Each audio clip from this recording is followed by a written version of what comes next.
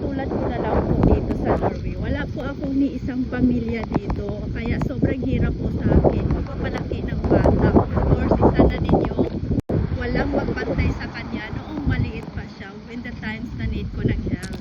Of course, kailangan kong magtrabaho, kailangan kong pumayod talaga para mabuhay kami ng anak ko. Kaya talagang mahirap po pag wala talagang magpabantay sa kanya when the times na wala siyang school, nasa bahay lang siya. Doon po ako nahihirapan.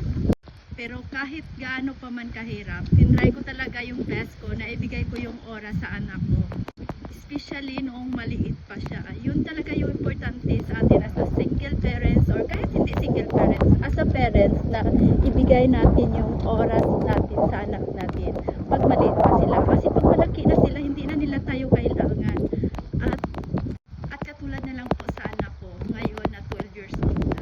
Nung 11 years old siya, nagsisimula na po siya na hindi na po niya ako kailangan masyado at hindi na po siya sumasama sa akin pag lumalabas kami or magpanding kami kasi gusto or most niya kasama niya mga kaibigan. Kaya as a parents, quality time talaga yung dapat nating ibigay sa mga anak natin while maliit pa sila. Kasi pag lumalaki na sila, hindi na nila tayo kailangan at hindi na sila lagi sa atin pag lumalaki na sila. Kaya kung gusto mo magkaroon ng magandang relasyon sa anak mo, simulan mo while maliit pa siya.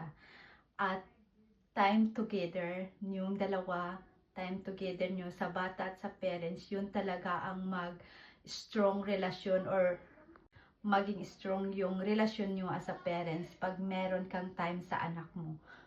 Talagang proven and tested yan sa anak ko. Punta ko muna kami ng grocery store mga kasama ko yung bugoy ko. So, ngayon, parang isa na din to sa mga banding namin. At ito nga, dinala ko siya sa store at nag-grocery kami. At isa na din to sa mga banding namin ng anak ko. Together ng anak ko. So, dinadala ko siya sa tindahan. Or, ngayon talagang dinala ko siya kasi 1 week siya sa bahay lang talaga. Kaya, pinilit ko siyang dinala dito. Yan po. Thank you for watching mga pangga at sana may natutunan po kayo for this video.